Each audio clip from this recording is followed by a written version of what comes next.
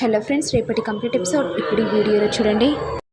ఇక రాఘవ రాగానే, మేడం మీ హెల్త్ ఎలా ఉంది? బాగుంది కదా మేడం? నాకు ఒంట్లో బాగాలేదని మీకెలా తెలిసింది? అదేంటి కౌశిక్ గారు అలా అంటున్నారు? మీకు ఇంత కష్టం వస్తే మాకు తెలీదు అనుకుంటున్నారా? మాకు అన్ని విషయాలు తెలిసిపోతాయి. ఇప్పుడు ఎలా ఉంది మేడం?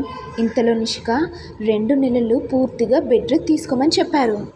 అసలు బెడ్ కూడా దిగొద్దని చెప్పారు.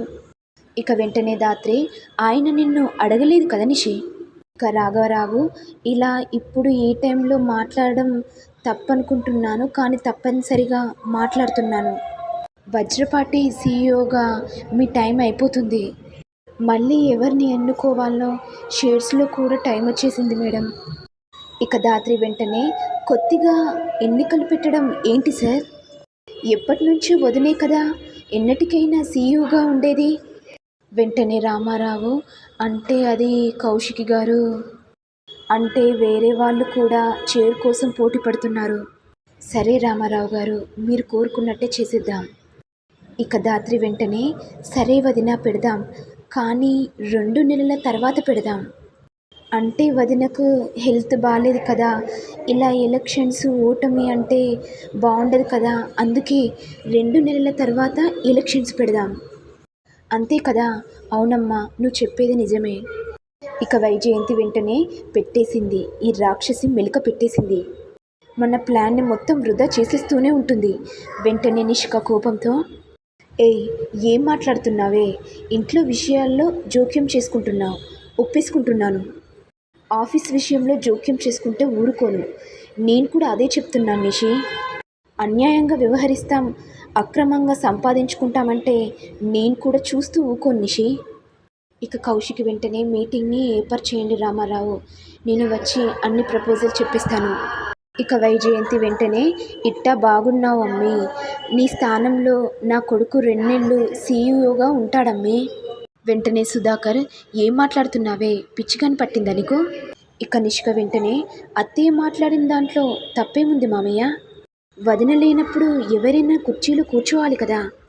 వాళ్ళు 2 months పోస్ట్ పోన్ చేసిన 2 నెలల వరకైనా సీఈఓ కావాలి కదా మామయ్య. ఇక వెంటనే యువరాజ్, నేను 2 నెలలు సీఈఓగా ఉండను. నన్ను నమ్మి కంపెనీని చేతిలో పెట్టేదాకా నేను ఆ కుర్చీలో కూర్చోను. పైగా నాకు జిమ్లో చాలా వర్క్ ఉంది. ప్రేమ లేని బాధ్యత నాకద్దు అని చెప్పి యువరాజ్ అక్కడి నుంచి వెళ్ళిపోతాడు. ఇక దాత్రి వెంటనే, మామయ్య గారు, కంపెనీకి సంబంధించిన బాధ్యతలన్నీ మీకు తెలుసు కదా, మీరే సీఈఓగా ఉండండి మామయ్య.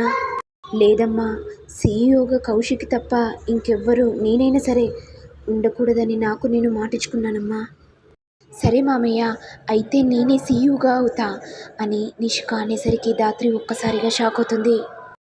ఇక కేదార్ వెంటనే, నిషినే అయితే ఏంటిప్పుడు? ఆయనేమో వద్దన్నారు, మామయ్య గారేమో కూర్చోనన్నారు. ఇక నెక్స్ట్ హక్కు ఉంది నాదే కదా. ఇక దాత్రి వెంటనే, వజ్రపాటిగా సీఈఓ అనేది ఒక బాధ్యత కాదు, హక్కు కూడా. అది వారసత్వంగా ఎలాగో కాదు, అర్హత ఉంటేనే వస్తుంది. ఇక నిషిక కోపంతో, వారసత్వాల గురించి, అర్హత గురించి, బాధ్యతల గురించి నేను నీ దగ్గరనే నేర్చుకోవాలి. ఇక కౌశిక్ వెంటనే, నిషి, జగదాత్రి చెప్తుంది కూడా నిజమే. నీకు కంపెనీని ఎక్స్పీరియన్స్ చేయగల బాధ్యత లేదు, నా మాట విని వద్దు. ఇక వైజయంతి వెంటనే, కాచి బూచి నిషిక యువరాజ్ది అన్ని షేర్లు ఉన్నాయి కదా, నిషికకే వేసేద్దాం, అయిపోతుంది.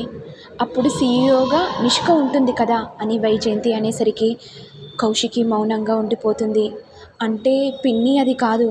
వెంటనే వైజయంతి, అది కాదమ్మే, నువ్వు ఎన్ని చెప్పినా ఇప్పుడు నేను వినను, నిషికనే సీఈఓగా ఉండాలి అని అనేసరికి కౌశిక్ కూడా ఒప్పుకుంటుంది.